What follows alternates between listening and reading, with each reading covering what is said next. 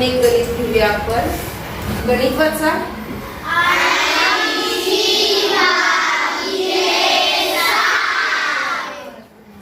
मोठी संख्या, छोटा अंक, डिव्हिडंड, डिवाइडर. लक्षात ठेवा. भाज्य, ज्याला भागतो त्याला भाजन, आणि ज्याला भागायचं मोठी संख्या त्याला भाज्य म्हणतात. आयुष्मान पूर्ण लक्ष इकडं. आता 7 न भागायचंय. मग बघा आता 7 कुठून सुरुवात करायची. पूर्ण लक्ष आहे काय बघा. 7च्या पाड्यामध्ये 8 आहे. आहे काय? शून्य घ्यायचं काय तर? मग 7च्या पाड्यामध्ये 7 आहे की 8 मधून जाणार 7 आहे का नाही? म्हणजेच बघा 7 कितीचा भाग जाणार इथं? 7 एके 7. लक्ष द्या आता इकडं. 7 एके 7. किती राहिले? 1 राहिला.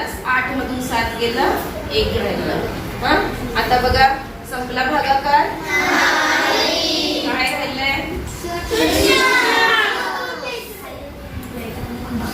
किती झाले?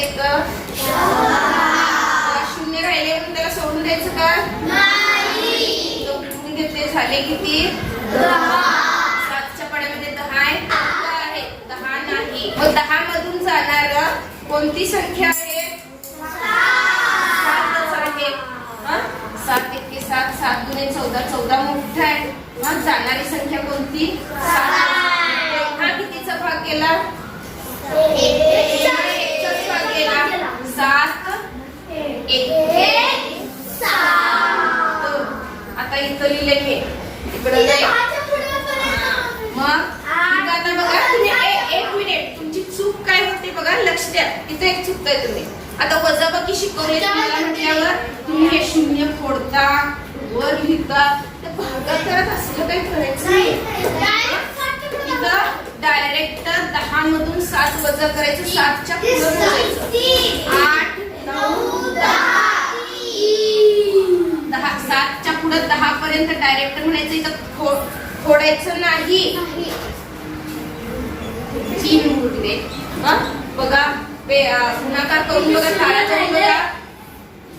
टाळा करून बघा. 11 गुणिले 7 आणि बाकी 11 सत्ते 77 आणि 3 78. आलं काय? 80.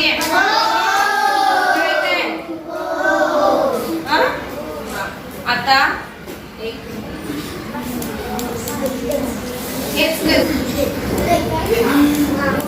लक्ष द्या इकडं. काय आहे बघा. आता इथं एक चूक होण्याची शक्यता आहे. सगळ्या प्रकारची वेगळी वेगळी गणितं मी तुम्हाला दाखवायला लागले. केदार पूर्ण लक्ष इकडं. 4चा पाढा कुठपर्यंत? 4च्या पाढ्यात 40 सगळ्यात मोठा आहे. 80 तर त्याच्यापेक्षा खूप मोठा आहे. म्हणून पहिल्यांदा फक्त 10 ला भागायचं. 8 ला भागायचं आहे. 4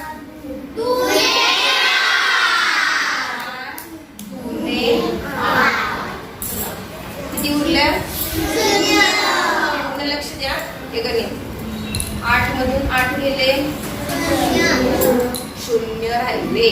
आता काय? भागाकार संपला? चला लक्ष इकडं. आणि अशी गणित दिल्यावर तुमच्या चुका भरपूर होतात. पूर्ण लक्ष द्या. उतरून घेतले.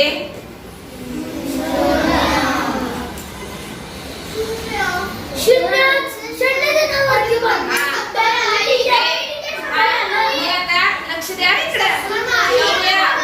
इथं 0 आले. मग 0 आले म्हटल्यावर झालं की इथं आपण 0 उतरून घेतलेला आहे. त्याला अजून भाग घालवलेला नाही. मग बघा लक्ष द्या इकडं. 4च्या पाढ्यामध्ये 0 आहे म्हणून वरती पण 0. हे फार महत्वाचं आहे. तुमचं आता गणित दिल्यावर नाही हे सगळं बरोबर येईल. पूर्ण लक्ष द्या इकडं. शून्य आल्यानंतर 4च्या पाड्यात शून्य नाही म्हणून वरती शून्य, इथं पण शून्य, वजा बाकी करायचा आहे. इथपर्यंत हा भागाकार तुम्ही केलाच पाहिजे. इथं संपवायचं नाही, इथं संपवायचं नाही. कळतंय तुम्हाला? हे लक्षात आलं? शून्य आल्यावर काय करायचं? वरती पण शून्य, खाली पण शून्य. समजलं सगळ्यांना? गणित दिल्यावर करणार की नाही?